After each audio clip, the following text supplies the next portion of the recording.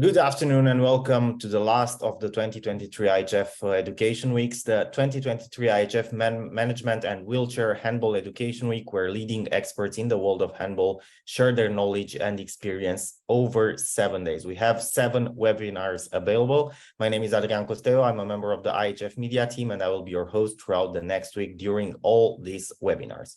To begin with, like in the previous weeks of the IHF Education Weeks, we'd like to let you know that these sessions will be in English, but we have translations available in French, Spanish, and Arabic. It's very easy to switch to your preferred language. Just click the globe icon, the interpretation icon at the bottom of your Zoom app, choose your preferred language, click on it, and then you will hear the interpretation in the preferred language. All these sessions fall under the umbrella of the IHF Education Center, which is available at ihfeducation.ihf.info, and you can rewatch on demand all these webinars, of course, and you can see if you missed something, of course, you can rewatch it. We are throwing off the 2023 IHF Management and Wheelchair Handball Education Week with a webinar in 2 parts. It's about the IHF Operations, transfer and player eligibility regulations and online platforms. And we have, like I've said, 2 parts. The first part will be presented by 2 members of the IHF Legal Department, Carmen de Vert and Clémence Ranguet. And then we will have somebody from Link Development presenting the platform itself. Ladies, please, the floor is yours. You can start your presentation if you want.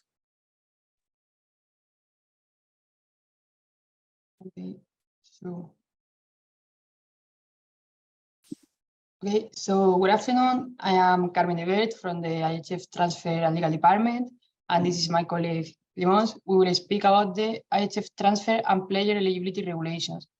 So we have in the agenda 2 different points. For me, I will explain the regulation for transfer between federations, and then Clémence will explain the Player Eligibility Code. So to start, we have in Article 1 of the regulations, the transfer rights, the basic principles. Then all handball players are subject to the regulations for transfers between Federation of the International Handball Federation, as well as those of the Continental Confederations concerned. That means that you have to be in compliance with all the regulations that take part in IHF, IHF, CAP, Asian Federation. So every player has the right, as a matter of principle, to an international transfer between federations. Any transfers between federations shall be valid only upon the issuance of the complete and legally signed by all parties of the International Transfer Certificate. From now on, we will call it the ITC. The ITC has to be confirmed by the IHF in case of transfers between different continents, or the IHF and the Continental Confederation in case of transfer within the same continent. The eligibility to play is considered in the Article 5 of the Player Eligibility Code. That means all players taking part in games and competitions which are organized by a national federation must be correctly registered in the national federation in question. As a general rule, there are no restrictions to register a player who is born in the territory of the national federation concerned. However, if a player was born in another national federation's territory, the national federation in which the player registered for the first time must apply for an ITC via the IHF transfer platform, according, as previously said, to Article 5.3 of the Player Eligibility Code.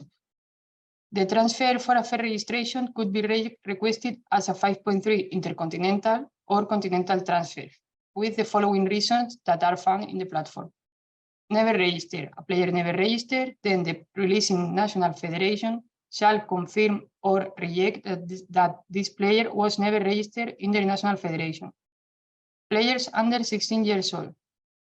This transfer will be pending only on IHF. That means if a federation requests a transfer for a player who is under 16 years old, the transfer will be automatically pending on IHF, and after checking the documents, we will approve or reject the transfer. Then we have another condition, that is the refugee or asylum seeker, that will be only pending only on IHF. That means if a federation requests a transfer with this reason, we will check the documents or the information provided, and then we will approve or reject the transfer. Please note that in this situation, no administrative transfer fee will be applied. Here we have an example of a fair registration. We have player born in France, for example. Her family moves to Slovenia and the player starts to play handball in a club there.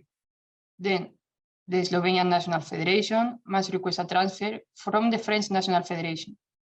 In this case, the transfer can be requested as a 5.3 continental transfer with the following reasons. Player never registered, player under 16 years old. If the player is never registered, then France will have to confirm in the platform and say, okay, the player was never registered, and then you will confirm. In case that the player has been registered in a club in France, they will say, no, the player is registered in our federation, so player never registered cannot be used as a reason of a transfer.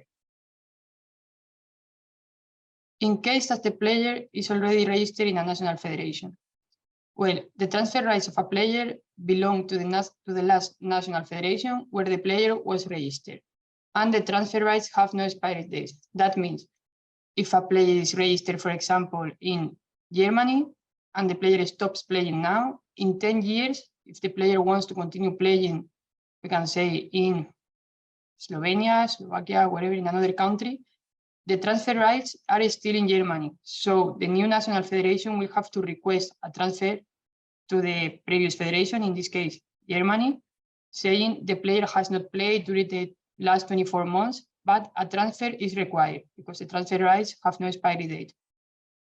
Here, the options for international transfer, we have amateur professional transfer, then the student transfer, loans for professional players, or the previously mentioned 5.3 transfer according to Article 5 of the IHF Player Eligibility Code.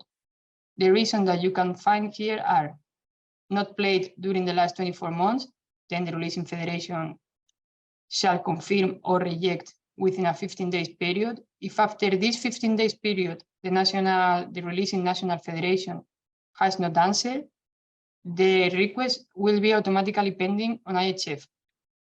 Then player under 16 years old, it will be automatically, as said before, pending only on IHF, and refugee asylum seeker pending only on IHF.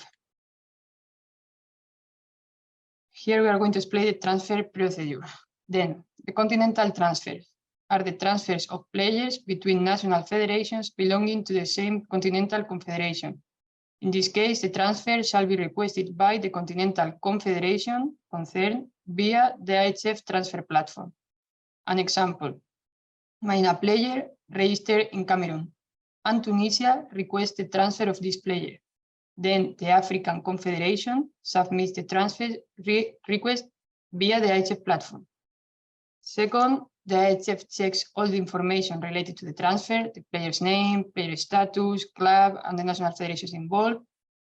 And after that, the IHF will confirm or reject. In case that everything is correct, we will confirm the transfer and an ITC will be issued. And in case there is something wrong, the player's name, the status, maybe the player was registered in the not correct releasing federation, then we can reject, the IHF shall reject the transfer because it's not in compliance with the regulation, and a reason will be given to the federation who asked for the transfer. Then last, if the transfer is confirmed, an ITC is issued by the platform and automatically sent to the parties involved. For the intercontinental transfer, these are the transfers of players taking place between two national federations belonging to different continental confederations. Then we have European Federation, African Federation, Asia, North America, Oceania, and South and Central America. In this case, shall be requested by the receiving national federation via the IHF transfer platform. The transfer request shall be submitted by the receiving national federation into the transfer platform, as previously said. The procedure here is the receiving national federation submits a transfer request via the IHF transfer platform. Then the releasing federation has 15 days to confirm or reject the transfer, and in case that they confirm the transfer, they include their bank details in the platform. In case of rejection, the national federation, the releasing one, must justify its decision, and the IHF shall control it because maybe they reject and there is no reason to reject the transfer. So we have to control and then decide if it's could reject it or not. In case of approval, the receiving national federation shall upload the proof of payment for the releasing national federation and for the IHF. When the releasing national federation confirms that the proof of payment is correct, the transfer request status will be pending on IHF. Then IHF will check the proof of payment, check for last time all the information, and if everything is correct, we will approve the transfer. Here we have an example of a player already registered in an intercontinental transfer. For example, a player who is registered in Qatar, and Germany requests a transfer of this player. So the procedure is the platform. Germany National Federation submits the request via the platform. Qatar National Federation has 15 days to confirm or to reject the transfer, and in case of confirmation, to add their bank details. After that, Germany will upload the proof of payment, and Qatar again has to check the payment, and then if everything is correct, they will approve. And they have objection about this, they will reject. After that, the transfer will be pending on IHF, and we will check the proof of payment, and if everything is correct, we have checked all the information, check the proof of payment, the player will be released, and the IDC will be issued and sent to all the parties via email. It will be sent to both national federation concerned and to the confederations too. Here we have examples of another transfers, apart from the amateur or the professional transfer and not 5.3 transfer. We have the student transfer. These are the cases in which a player is transferred to another national federation under an international student exchange program. This can be maximum 12 months transfer.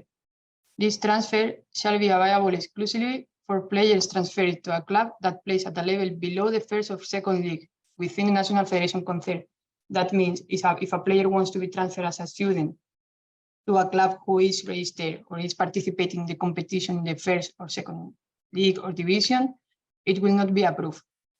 The transfer administration fee shall not be payable unless the player stays more than 12 months in the receiving federation. Then another case that we have are the loan. The loan is only for professional players because the loan is requested inside the contract of the player. So it has to be requested in the platform using loan reason, only available for professional players. In this case, in addition to the proof of payment, the requesting federation shall submit the loan contract via the platform to be checked.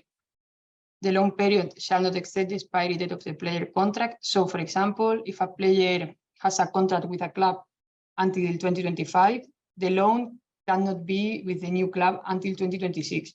The maximum is the maximum of the original contract of the player. Once the loan has expired, the player will be automatically returned to the federation of origin. There is no need to request another transfer or a new transfer. The player will be automatically back to his her club of origin. The last thing regarding the transfers are the transfer fees, can be found in the appendix 1.3 of the IHF regulation for transfers between federations. And then we have the different transfers. Then, for example, we find professional players keeping the status of professional players in their new team. Then the transfer fee is 1,500 francs for the IHF and 1,500 francs for the releasing national federation. In case of players who are still professional and they become amateur players, same, the transfer fee will be 1,500 francs for the IHF and 1,500 francs for the releasing national federation. For amateur players to become professional players, again, it's 1,500 francs for the IHF and same for the releasing national federation. And the last one is the amateur players who keep the status of amateur players in their new club. Then the transfer fee is 150 francs for the IHF and 150 francs for the releasing national federation. Please note that in case of a transfer where an amateur player changes the status to become a professional player within a period of 12 months, the sum payable equals the difference between the fees payable under Article 2, paragraph 6.2 and 6.4 of the IHF transfer regulation. That means if an amateur player is transferred to keep the status of amateur player in another federation, only 150 francs shall be paid. However, if in 12 months period, this same player changes status to become professional, the national federation will inform the IHF, informing about the signature of the new contract to the player to become professional. And in that case, the difference has to be paid. So in that case, it will be 1,350 francs for IHF and 1,350 francs for the releasing federation. So the difference has to be paid. In addition, every national federation must inform the IHF of the signature of the contract to become a professional player. And if the player is transferred to another club in the territory, they have to inform us too, to update the IHF database and to control the status of the player, as the database in the platform has to be updated every year. That's all from my side, and now my colleague will explain the player eligibility code. Good afternoon. So I will explain the player eligibility code. So for starters, for a player to be eligible to play for a national team, we always, the first thing we always check is the place of birth of a player. So the players must be born in the territory of the national federation concerned. And in addition, the player must have the citizenship and then the passport of the national federation concerned. If both of these conditions are met, then the player will automatically be eligible to play for the national team of the national federation concerned. However, if either the player is not born on the territory or does not have the citizenship and passport, the player will not be eligible, and then you will have two possible eligibility process. So first you have Article 6.2, which is eligibility process for multiple nationalities, and you have Article 6.3, which is the change of eligibility to play for another national team. So first, Article 6.2.1, so the condition related to the player eligibility in case of multiple nationalities. So this eligibility process rely on the parents or the grandparents of the player.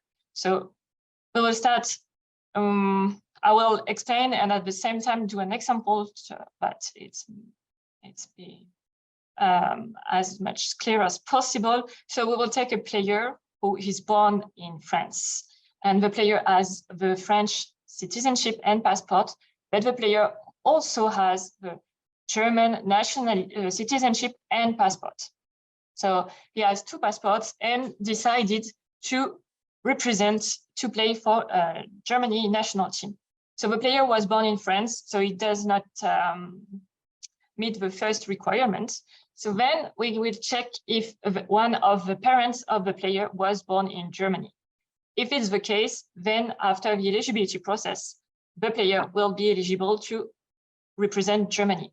But if none of the parents were born in Germany, then we can look at the grandparents. If one of the grandparents was born in Germany, then the player will be eligible to represent Germany after the eligibility process. So, however, if neither the parents or the grandparents were born in Germany, the player cannot be eligible under Article 6.2. And I repeat, we only look at the parents and the grandparents' generations. So then Article 6.2 also has some restriction. There is the exception of Article 6.3 that we will discuss right after. But after, except this, the player choice of the senior national team is definitive and will be irreversible. But please note that if a player chooses to play for a senior national team, but has already represented the national team of their other nationality in youth or junior category, there is a possibility to have to change to change the national team, to go through youth junior to another senior national team, but there is a waiting period of 6 months during the last selection, the last matches with the youth or junior team, and the first selection with the senior team. But please note that a player cannot play for 2 different national teams in the youth and junior category. So then Article 6.3.1, so the condition of Article 6.3, which is the change eligibility to play for a national federation. So this article will mostly apply if a player has already played for a national team, especially in senior, but also for a player who wants to change their eligibility, but do not meet the requirements for Article 6.2. So same as earlier, I will explain with an example. So here we will take a player who was born in Sweden, and in addition of this Swedish passports, he also has the citizenship of the United States of America and the passport, and he decides that he wants to represent the USA. So the player was born in Sweden, so it does not meet the first requirement. Then we check if the player has the citizenship and the passport. So it's the case. And then we will check if the player has lived 36 consecutive months in the territory of the USA. So here we always request official documents. So residency certificate delivered by the city, the government. If it's not possible to have this kind of document, we will request taxes, so 3 years of taxes or school marks if the player was in school when he was living in the USA. If the player has not lived 36 consecutive months, the player will not be eligible until the 36 months are up. And then we will contact the other national federation to confirm if the player has played or not for their national team during the last 36 months. So we will ask Sweden to confirm if the player has played for them or not. If the player has played for them and does not fulfill the 36 months waiting periods, the same, the player will not be eligible until the 36 months are up. But if the player meets all the requirements, after the eligibility process, he will be eligible to represent the United States of America. Then, so Article 6.3.2 also has limitation. So there is, the first rule is that national federation, national team, playing official matches of the International Handball Federation may only have 2 players on the team who change their sporting nationality based on Article 6.3.1. So during competition, we check the eligibility. Well, we check the eligibility of the player. We make sure to inform the national team that they can only have 2 players who change their nationality, sporting nationality, based on Article 6.3.1. However, the new regulations are going to be published soon, and we added a paragraph for players who acquired citizenship and has the passport of the country, so the national federation, before having reached the age of 18, shall not be considered as player who change their sporting nationality based on Article 6.3.1. So to explain a little more this new paragraph, a player, for example, who was born in Kosovo, and when he was 3-4 years old, he moved to Norway with his parents, who were also born in Kosovo, and lived all his life in Kosovo. And when he was 14, he acquired the citizenship of Norway. So then he will have the passport of Norway, and he will be able to ask for an eligibility request to represent Norway national team. And since he received the citizenship at 14, so before his 18th birthday, he will not be considered as a player who changed the sporting nationality. And as it's also mentioned below, the limitation of 2 players per team who change their sporting nationality is not applicable for a national federation who are part of the IHF New Markets project, which also mentioned in the regulation. Thank you very much for your attention. Thank you, Carmen. Thank you, Clémence. Now we will provide space for link development to start their presentation, the second part of the webinar. If you can start the presentation, please. Yes, sure.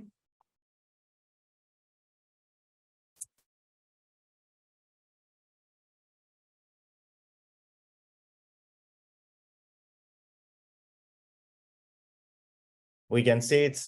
It's perfect. You can start. Great. So hello and welcome, everyone. My name is Ala Aoutif, and I have the honor of representing Link Development. Today, I'm truly excited to introduce you to our IHF platform featuring player management in player transfer workspaces. Before we dive into our remarkable IHF platform, let's take a moment to get you introduced to Link Development. Link Development is not just a standalone entity, it's a valued division within A15 Holding, with a rich legacy spanning 25 years. We have not just survived, but succeeded in the changing business world. Our global footprint extends across different regions, operating across multiple industries. Our commitment to serving clients globally knows no bounds. Our offices are strategically spread across the world in 8 strategically located offices, enabling us to provide services and solutions in over 24 countries. At Link Development, we pride ourselves on offering diverse and innovative products and platforms, offering a wide range of products and platforms, including cutting-edge solutions such as chatbot development, process automation, project management, appointment scheduling, internet solutions, and much more. Our journey has been enriched by fostering strong partnerships with the big names in the technology industry. We are honored to be trusted partners with the top leaders like Microsoft, AWS, Red Hat, OutSystems, Sitecore, Liferay, and many others. These honored partnerships empower us to deliver top-tier technology solutions to our valued clients. An organization's capability lies in its track record. Our success is shown by our high-value customers, and we have a wealth of success stories to share with you. These stories illustrate our commitment to excellence and our ability to deliver impactful solutions that drive real-world results. To kick off our presentation, let's explore in depth the dynamic world of the player management workspace. Within this comprehensive workspace, we'll explore various aspects encompassing the platform itself, player management, the role of team officials, squad administration, and a host of additional features that make our IHF platform a robust solution. In the realm of player management, our journey will involve a wide spectrum of activities. We'll navigate through the process of adding players, making necessary edits, and when required, deleting players. We will also submit provisional and definitive player lists. Furthermore, we will investigate the details of managing late registrations, handling player replacements, and efficiently managing walk-in orders. Transitioning into the domain of the team officials, we will notice a familiar cycle. We will address the process of adding, editing, and deleting team officials and the submission of both provisional and definitive lists. Our exploration extends to the realm of squads, both players and officials, which is pivotal for effective competition administration. Towards the conclusion of our presentation, we will talk about the critical role of managing the head of delegation, ensuring that team kits are prepared and organized, handling a miscellaneous form, and streamlining the process of generating various lists and color sheets. As we proceed, we invite you to go on a deeper journey with us, exploring and investigating the details of these functionalities. Visualizing the capabilities of federations within our platform is crucial. Here, before the submission of a provisional list, federations are empowered to efficiently manage players and team kits. Additionally, they can appoint a head of delegation to represent their interests. Following this initial stage, federations submit the provisional list and IHF's approval is requested, ensuring that the event operates within the set regulations. Once approved, federations can submit definitive lists, and after submission, federations gain access to more actions, including player replacements, managing late registrations, submitting walk-in orders.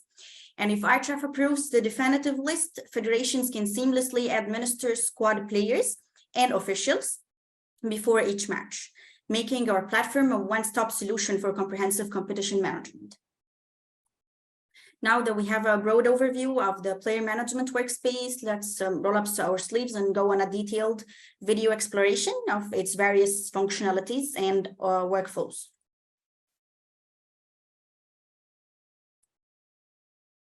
Here's the platform. After logging into IHF platform as a federation, we will navigate to player management workspace from the submenu. In the competitions listing screen, the competition will appear to the federation if IHF added the federation to be participating in this competition. Federation will select this competition and a confirmation message will appear. Federation must confirm in participating in this competition in order to be able to manage players. And when federation selects yes, it will now be able to manage the different actions we talked about previously. From the overview page, federation will be able to manage different aspects. First, the players. By selecting add players, the add player form will appear. First, federation must search on the player, and if the player already exists, the data will be filled in the fields automatically. But if the player doesn't exist, federation will have to add the player's data manually by filling these fields. If data was filled automatically, fields like photo, passport, and data protection form will already have the documents uploaded. And if the federation wants to change them, it will need to upload them again as a replacement. Now, after adding all the needed information, the federation can save the player. And this player will automatically and successfully be added to the competition. And here will appear the list of players added. So the federation now will be able to edit and delete any player as long as it didn't reach the limit or submitted the provisional list.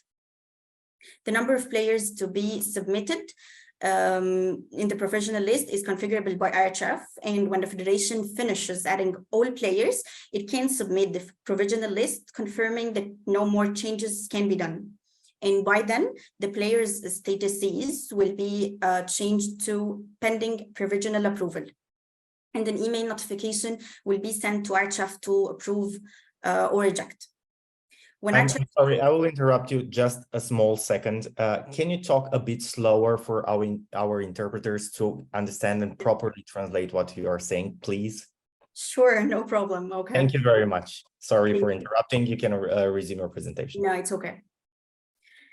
Okay, so when IHF approves or rejects, an email notification will be sent to the federation, and it will include the reason of rejection in case of rejection. If IHF approves, the player's statuses will appear to be approved as provisional. Okay, so federation after this step can now hide players from the provisional list. And this player will be transferred to the hidden list.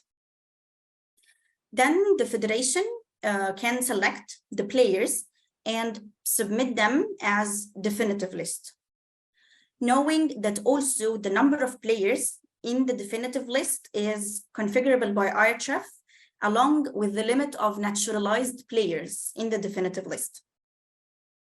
Any unselected player here will be automatically transferred to the hidden players list. And after the federation submits the definitive list, an email notification will be sent to IHF and the player's status will be changed to pending definitive approval. The status appears here. So here's the hidden players. This list has all the players submitted to be provisional, but not included in the definitive list. If any federation passes the deadline of submitting the provisional or the definitive list, IHF will manage this on their behalf. And if IHF approves the definitive list, an email notification will be sent to the federation and the statuses of the players will be approved as definitive. If the number of players submitted by the federation as definitive is less than the limit configured by IHF, late registration option will appear. From here, the rest of the players can be added as late registration, and also their status will be pending definitive approval. But if IHF has already approved the definitive list, as in this case, then the federation will be allowed only one extra player to be submitted from the hidden list as late registration. In this case, his status will appear to be pending late registration approval. If the federation needs to add any other players, they will have to contact IHF for support.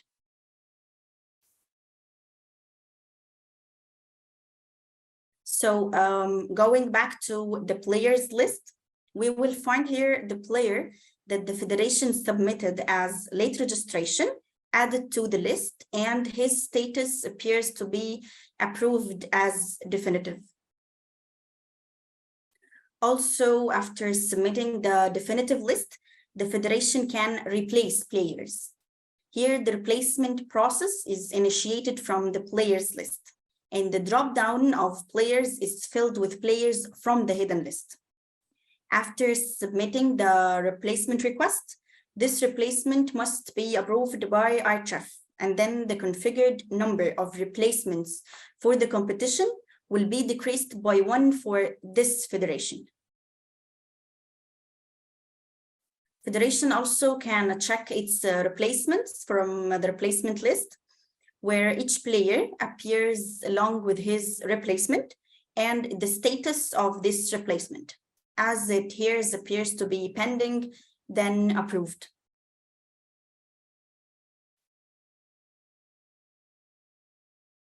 Now let's go back to the players list. We will see the new player added. Federation also now can manage the walk-in order list by selecting the numbers in order for each player from 1 till the number of players in the definitive list. As you can see here, also the federation can choose the team captain from here by clicking on the team captain icon in front of the player. Submitting the walk-in order list and any other updates, send an email notification to IHF. After submitting the walk-in order list, federation can generate the list and download it from this bottom. Now we will go to managing officials. From this overview screen, we will go to add officials. There's actually a slight difference between adding player and adding an official. Here, the federation must add the official's data manually by filling all needed fields and uploading the required documents to complete the process. Like, for example, here we added the first name, the last name, the date of birth, and the gender. That's the data needed. Also, we need to upload some files like the photos, the passport. These files are required. Also choosing the letter. That's what we will see here.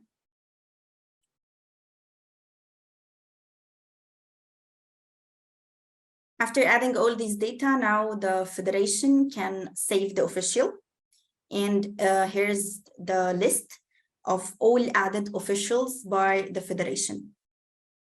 After that, the federation will be able to edit and delete any official as long as it didn't submit the provisional list. The number of officials to be submitted in the provisional list is configurable by IHF. And when the federation finishes adding all officials, it can submit the provisional list confirming that no more changes can be done. And by then, the officials' statuses will also be changed to pending provisional approval, as we will see here. And an email notification will be sent to IHF to approve or reject. If IHF approves or rejects, an email notification will be sent to the federation, and it will include the reason of rejection in case of rejection. But if IHF approves, the officials' statuses will appear here as approved as provisional. Then the federation can select the officials and submit them as definitive list, knowing that also the number of officials in the definitive list is configurable by IHF, and any unselected official will be automatically transferred to the hidden list. After the federation submits the definitive list, an email notification will be sent to IHF, and the officials' statuses will be changed to pending definitive approval. Here is the hidden officials list that has all officials submitted to be provisional but not included in the definitive list. And if IHF approves the definitive list, an email notification will also be sent to the federation, and statuses will be changed to approved as definitive. Then federation can manage squads before the matches with configurable due dates by IHF. By clicking on Show Squads button, the federation can select to manage players' squads or official squads. We will start with managing the players' squads. Federation here select the players that will be submitted as a squad for this match. The number of players in a squad is configurable by IHF. By submitting the squad, the federation here confirms that this is the final change that can be made to players' squads lists. And here we will see the squad of players. Now we will choose to manage the officials' squads by also clicking the Manage Squads button and choose Officials Squads. Federation here select the officials that will be submitted as a squad for this match. The number of officials in a squad is configurable by IHF. And by submitting this squad, the federation here also confirms that this is the final change that can be made to official squads lists. And here appears the squad of officials. Following the squad submission deadline, both teams will have access to view the opposing team's squad for the upcoming match. If the federation didn't submit the players or the officials' squads, the system will do an automatic submission based on the players' team kits and the officials' numbers. Also, the federation can manage the head of delegation before the due date of submitting the provisional list. This could be done by adding his full information as number, name, phone, and email. All these data must be saved by the federation. After saving the head of delegation, it will be editable and can be deleted after that.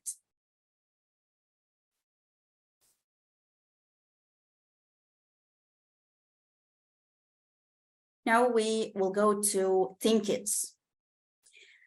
Managing the theme kits will only be available before the due date of submitting the provisional list.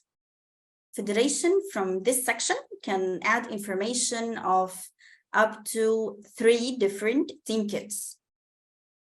This will be done by adding the shirt and short colors for all players, along with images for them. And also add the shirt color for the goalkeeper and an image for it too. Federation here saves the theme kit information, and the list of all added theme kits will appear in here. After this, we will go to managing the miscellaneous form, in which the Federation can add arrival information as the place, date and time, also the size of delegation as number of players and number of staff, also any additional documents needed as information confirmation form, some photos, and flags different sizes. After filling this information, Federation can save the form. Submitting the miscellaneous form and any other updates, send an email notification to IHF. From the overview page, the Federation can generate different lists and download them by clicking on these buttons. The Federation has the capability to generate provisional or definitive lists for draft players or officials. After the completion of IHF's approval process, they can also generate the final lists for both. Eventually, after IHF uploads the color sheets, the federations will be able to download it. We will see this in a minute. Here, they can download it from here.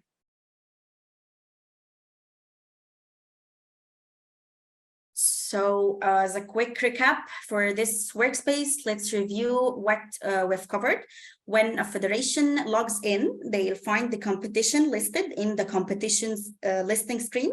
Provided that they are a part of that competition, federations can efficiently locate competitions using searching filters. Once confirmed for participations, federations gain the ability to manage their players, including adding, editing, and deleting, submitting provisional and definitive lists. They can also handle late player registrations and player replacements from a concealed list. Additionally, federations can manage walk-in orders and selecting captains, followed by the generation of walk-in order lists. Furthermore, they have the capability to manage team officials, including adding, editing, and deleting officials, as well as submitting provisional and definitive lists. The workspace also covers squad management, allowing federations to submit players and officials squads before each match. Lastly, we explored various additional features such as appointing head of delegation, handling team kits, completing miscellaneous form, generating various lists, and downloading color sheets. By this, we've covered the player management workspace with all of its capabilities. Next, I'll invite my colleague to discuss the player transfer workspace.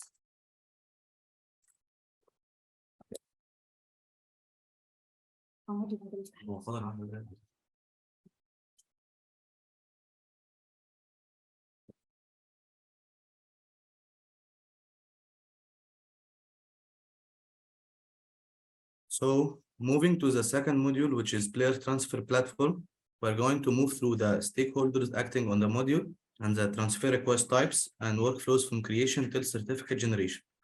So starting with the stakeholders, we have two main stakeholders acting on the module along with IHF admin as a third stakeholder. First is the federation user, which represents the national federation. Second is the confederation user, which represents the continental federation. As shown, each stakeholder can make certain types of requests. First is the federation user can create intercontinental transfer request, 5.3 intercontinental transfer request, eligibility request, and eligibility special case. The confederation user can create continental transfer request, 5.3 continental transfer request. We will cover later on all those requests along with their respective workflows. And before going in depth, let me introduce an overview about the platform and tabs which will be covered through this session. First is the landing page of the player transfer platform. It contains number of players, number of clubs, card. Also, it contains a summary on total approved, pending, and rejected requests created by federation, confederation, or assigned to federation. Then we will see an advanced filtrations by request number, player name, request type, request status, or request creation period, start and end. And eventually a list of latest requests created by federation, confederation, or assigned to specific federation. Also, starting the creation of new transfer can be done by choosing new transfer button shown here. The next tab is transfer requests, which contains all requests created by federation, confederation, or has been assigned to federation, with advanced filtration and request card showing request type, player name, and more detailed status as the one in the homepage. Next is the loans tab, which contains all approved transfer loan requests with their different types and also advanced filtration. Then we will see the transfer creation page. Here, federation or confederation can choose request type to start request process. Kindly be noted that each stakeholder will see different request type, as we will see later on the video section. Next is the certificates tab, which holds all approved player transfer requests generated certificates and also an advanced filtration. Those certificates are automatically generated by the system after IHF final approval on request. Next is clubs list tab. It opens a list containing all clubs with their national federation and an advanced filtration. Eventually, players list tab, which holds a list of all players with the current club and position, along with an advanced filtration based on multiple criteria as shown. So we can select a specific player to load more details about that player. So that's enough as an overview. Let's take a bit deeper dive within the module to see how things work.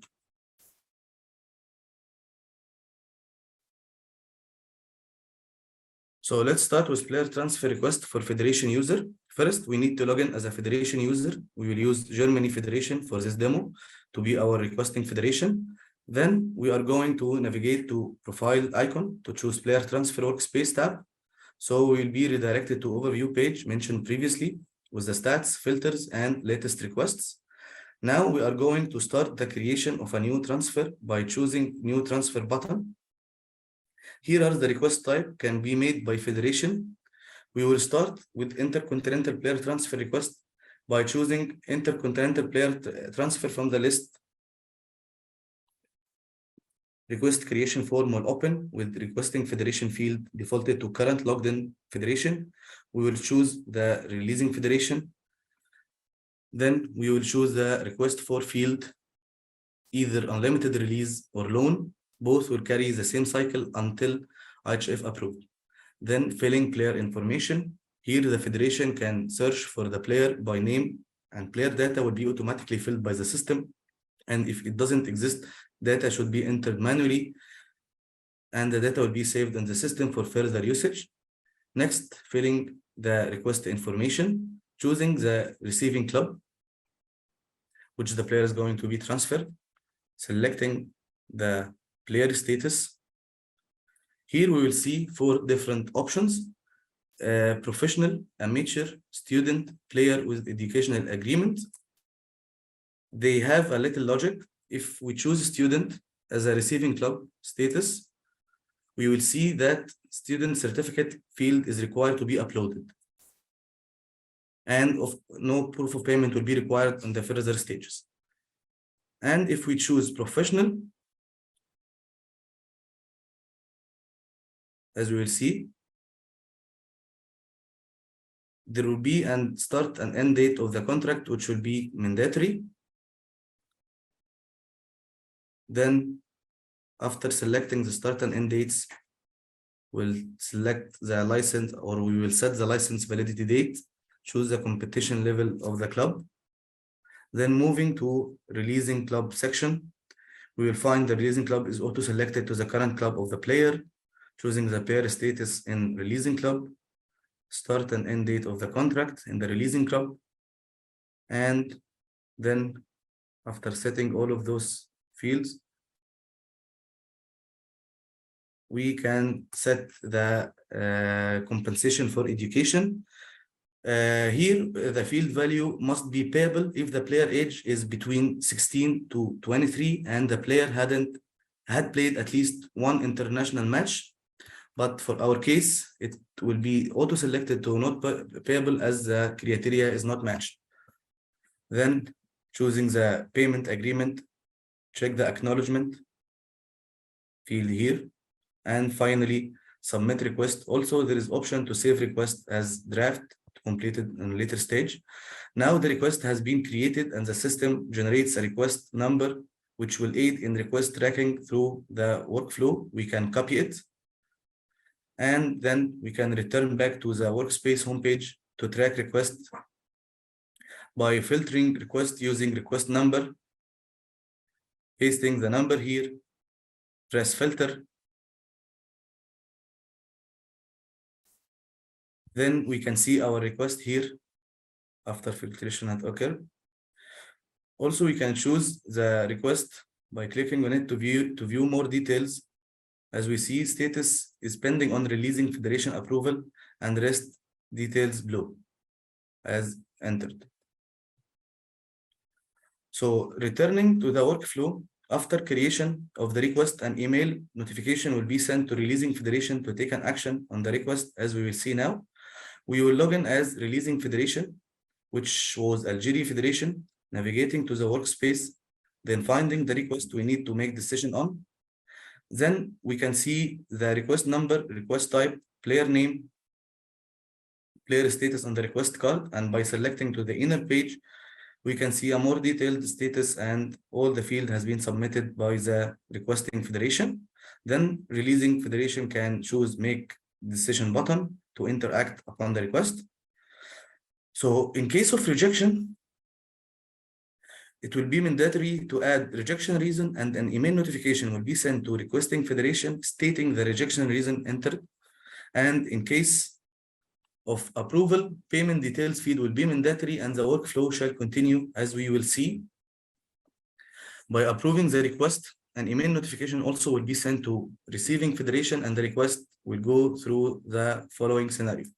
As mentioned previously, if the player status in receiving club is a student, no payment will be processed and the request status will be pending on IHF directly. Otherwise, the status will be pending on receiving federation payment to attach the proof of payments as we will see later on, and the workflow will continue. Now, let's return to the requesting federation workspace to see how to interact with the request. Here, requesting federation. After navigating to, of course, the overview page and to the request, choosing the desired request, which is pending on pending in payment. Then navigate to the lower page to start selecting payment proof. Here, in this step, we must attach two proofs of payment. One is for IHF and the other for releasing federation in order to release the player and submit the attachments.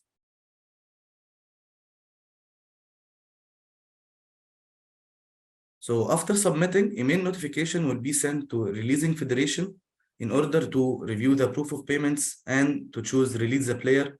As we see, the status changed to pending in releasing federation. So going to releasing federation workspace once again by login to the portal, choosing the request which needs action with pending on releasing federation status, viewing details,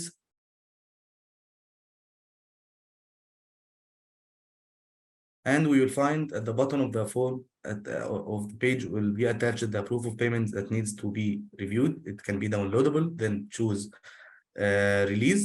Going to this page which requires releasing federation to add place of release and date of release. But here we have an important note. The federation must upload federation signature to the system in order to release the player. So if the signature is not uploaded before, this node will appear. This node will appear here. Click here. As we see here, we can upload the signature by choosing the signature photo here, upload, then save. After that, as we see, the release button appears after refreshing the page, and federation is able to add place and date of release and choose submit to continue with the workflow. The status after submission will be changed to pending on IHF for making final decision and closes the workflow. A small note here, in case releasing federation doesn't take action toward the request for 7 days, the system will send reminder email until the 15th day. If no action is also taken in the 15th day, the request will be forwarded directly to IHF to handle the workflow with the requesting federation on behalf of the releasing federation. So returning back to the final step in the workflow, which is IHF decision on the request. Now the request status is pending on IHF as mentioned. In case IHF approves, the request, as we see, will be closed approved. And in the in case of rejection, an email notification will be sent to the federation. Another action is made when the request is approved, which is system automatically generates certificates for the transfer and adds it to the certificates list. After clicking on view certificate, as we see, certificate PDF will be generated by the system having two signatures, IHF and releasing federation. So next transfer request federation can create is 5.3 intercontinental request. Federation will log into portal, choose player transfer workspace, will be landed on overview page with the stats mentioned previously, and then can select new transfer to start creating the 5.3 intercontinental request. After choosing 5.3 from the list,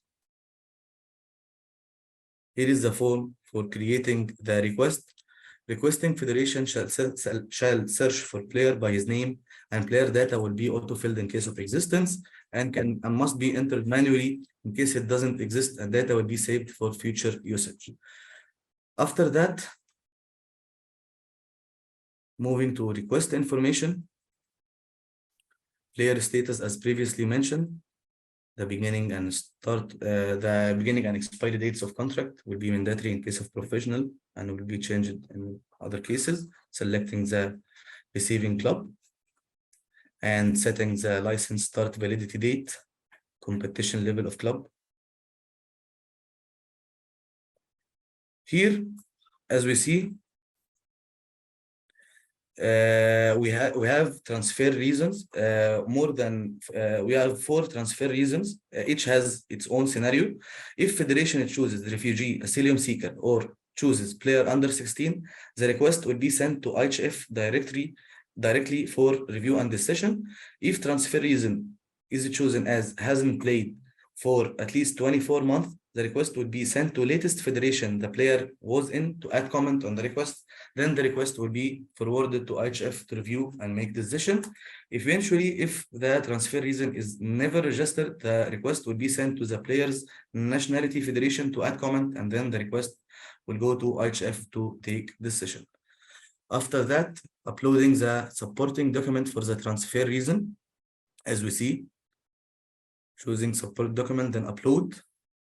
Last step is to confirm acknowledgement and submitting the request with save as draft option in case we need to review or submit it later on. After submission, an email notification will be sent to IHF to review the request and take decision. Returning back to the workspace, we will see the 5.3 request card with the status pending. And by clicking on the card, we'll see the request details page with more detailed status, which is pending on IHF, and all submitted details as we see. So let's assume IHF approve, as our case we'll see now. The transfer will be approved on the outer card, and certificate will be auto-generated by the system for the transfer. But in case IHF rejects, an email notification will be sent to requesting federation stating the rejection reason, and status will be closed rejected. And in inner page, as we see, it's closed approved and the details of the page.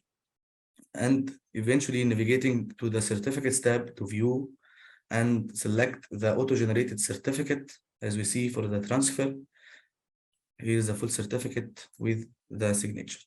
Okay, so now let's jump to the third type of requests federation can create, which is eligibility request. First, federation logs into the portal, navigates to player workspace, then chooses new transfer. Navigating to workspace and choosing new transfer. Then choosing eligibility request to start submitting the request from the list. So as we see, federation first must enter full details of the person in contact with IHF regarding the eligibility request. Details are full name and email address. Then player information, starting with athlete number. Then player name. Player name field will search for player within the system. If player exists, the system will autocomplete the player information, and if not, it must be entered manually. Then selecting player current club, player status, a list of information, entering the email, passport number. Then any additional information of the player. Then can upload a copy of the player passport. Going to the section based on request based on, federation can choose either article 6.2.1 or article 6.3.1. Each section will make some changes to form fields, as we are going to see. By selecting 6.2.1, it will be mandatory to type federation is requesting junior or senior. Choose senior player, then then some required fields will be shown, such as is player representing another federation, yes or no. If yes, must enter last official match date with that latest federation and the category of last March. Then moving to proof of compliance section with previously chosen article. In our case, we choose article 6.2.1. So the required proofs will be selecting at least one proof from the first three proofs, and the fourth one, which is signed letter by player, must be also selected mandatory. But in case of article 6.3.1, federation must only select one proof of the first three. So currently we are selecting the first proof and the last one. Then by choosing proofs, federation must attach corresponding proof documents with the selected proof of compliance to the form. So as we see, we selected before player was born in territory of the requesting national federation and signed letter. Requesting federation shall attach corresponding document to prove compliance with the article. Then federation can submit or save as draft. We will submit the request. After successful submission and auto generation of request number, returning back to the workspace to track eligibility request and waiting IHF review and decision. As we see, the request currently is in pending status on the request card, and in the inner page, it's a more detailed status pending on IHF. So Assuming that IHF approved the request, we will see the status changed to approved, and the player status will be naturalized, and player national federation will change after the approval date, which is also set by IHF. And in case IHF rejects the request, an email notification will be sent to requesting federation stating the rejection reason, and request status will be closed rejected. As we see, player will be considered as naturalized as the request has been approved.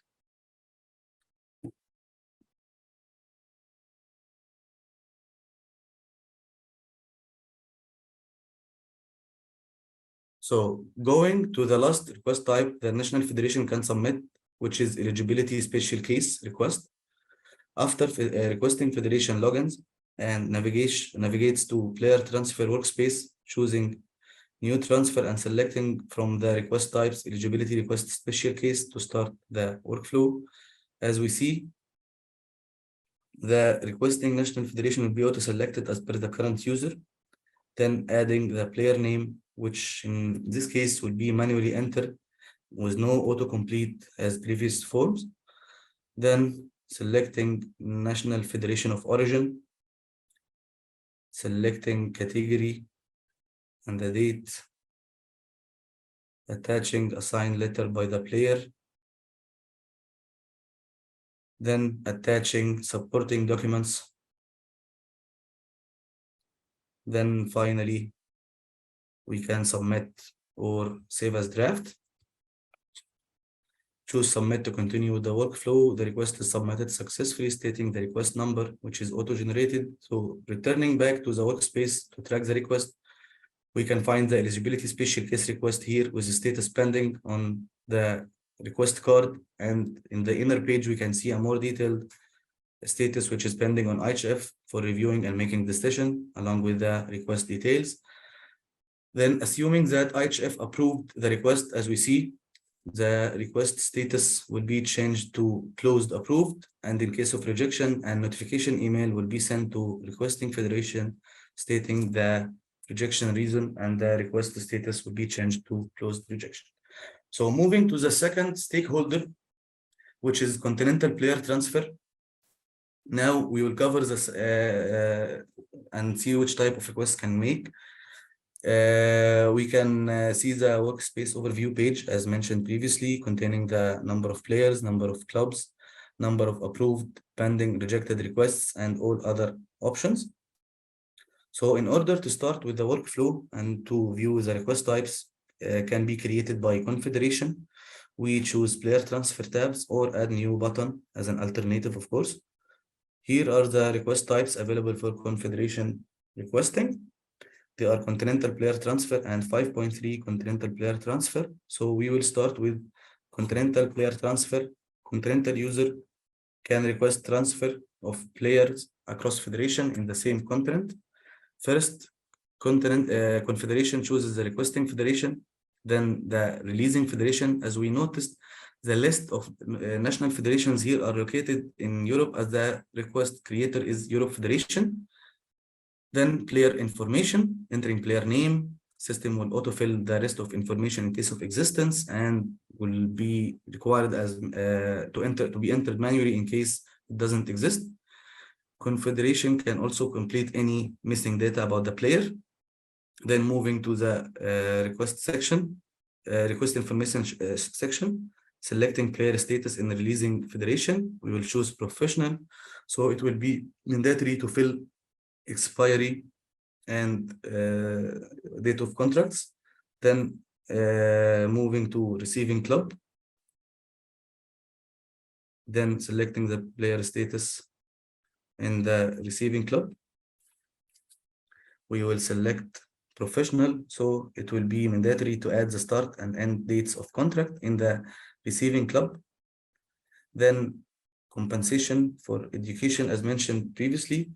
Player age, if player age is between 16 to 23 and and participated on at least one international match, it will be payable, and otherwise it will be not payable. Then payment agreement, choose one of the list as we see. Then moving to request for field to select whether the request is unlimited release or the request is alone. We will select unlimited release, then acknowledgement confirmation. Then we can save as draft or submit. Choosing submit, the request will be saved and email notification will be sent to IHF to review and make decision. So in order to track the request, we can either navigate to overview page and apply filters as shown, or navigate to requests tab as we see. Here is our latest submitted continental player transfer request with status pending on IHF and the rest of the details of the page. Then, assuming that the request is approved by IHF, as we are going to see, the request federation will receive an email and the request status will be changed to approved and certificate will be generated.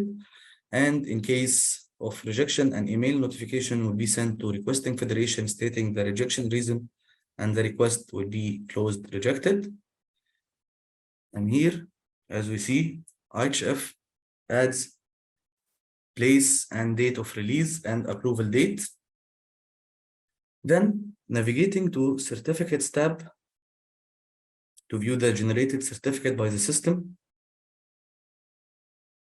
Scroll down, then choosing view certificate details of the transfer. Here is a transfer certificate with all the necessary fields and signatures.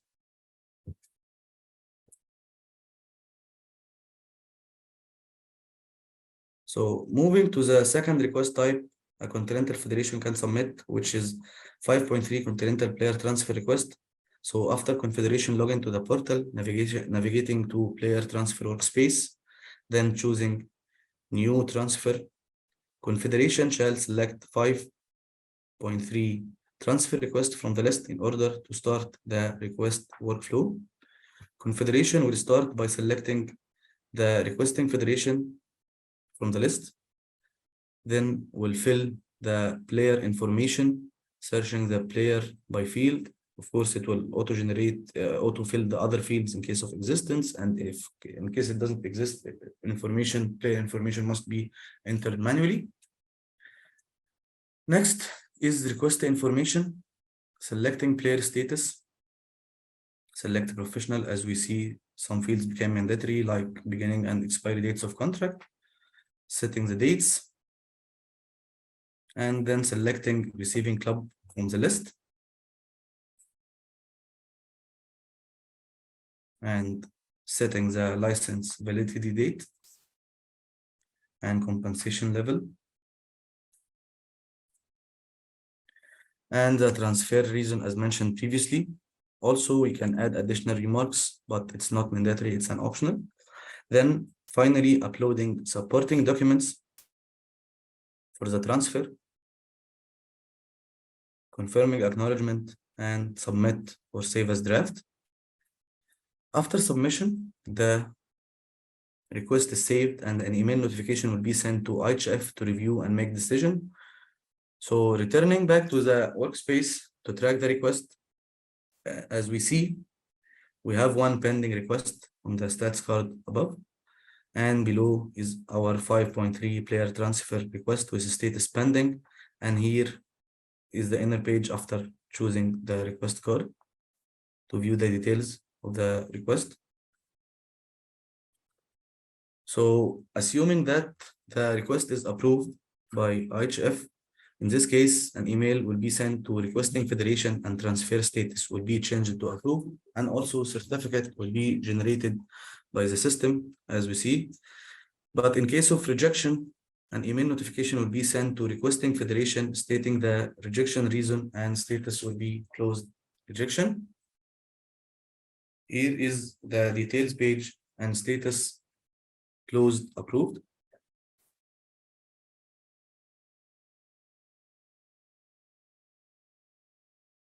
Then navigating to the certificates tab to view the certificate and the certificate details.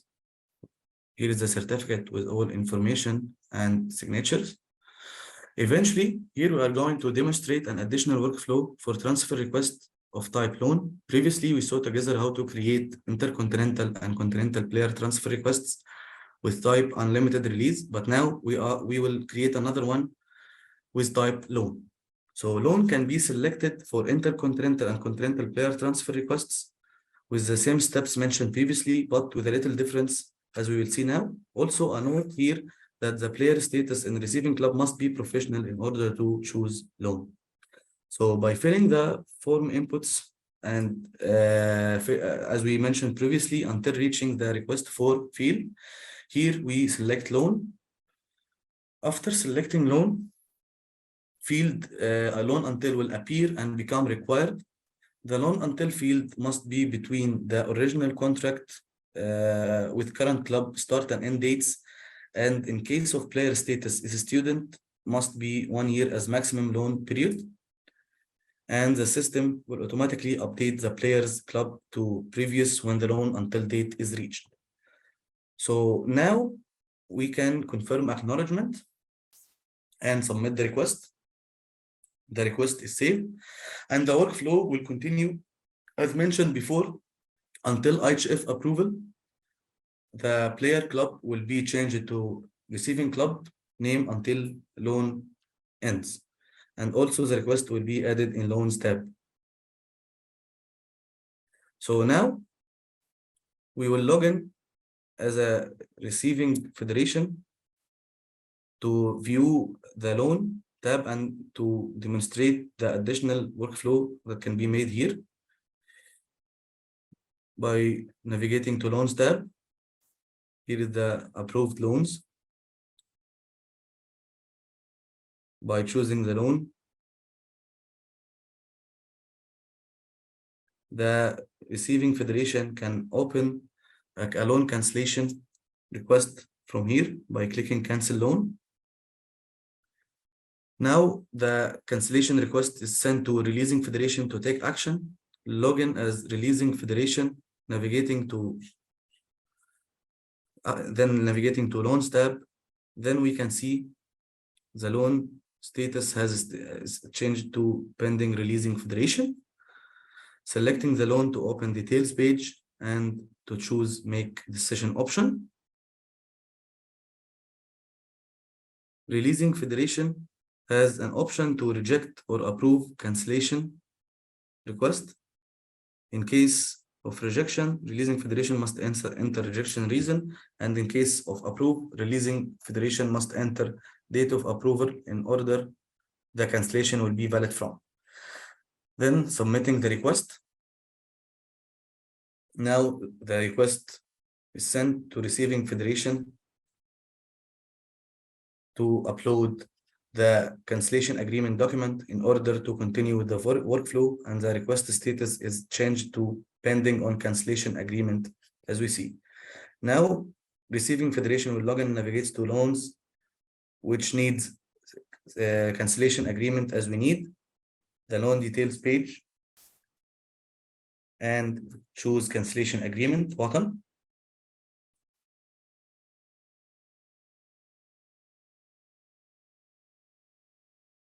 Then uploads the cancellation agreement document here as we see. Then click submit. Now the loan cancellation is completed successfully and the loan status will be cancellation approved, and also cancellation certificate will be generated after completing the cancellation. To see that, navigate to certificates tab and choose view certificates details of the desired certificate.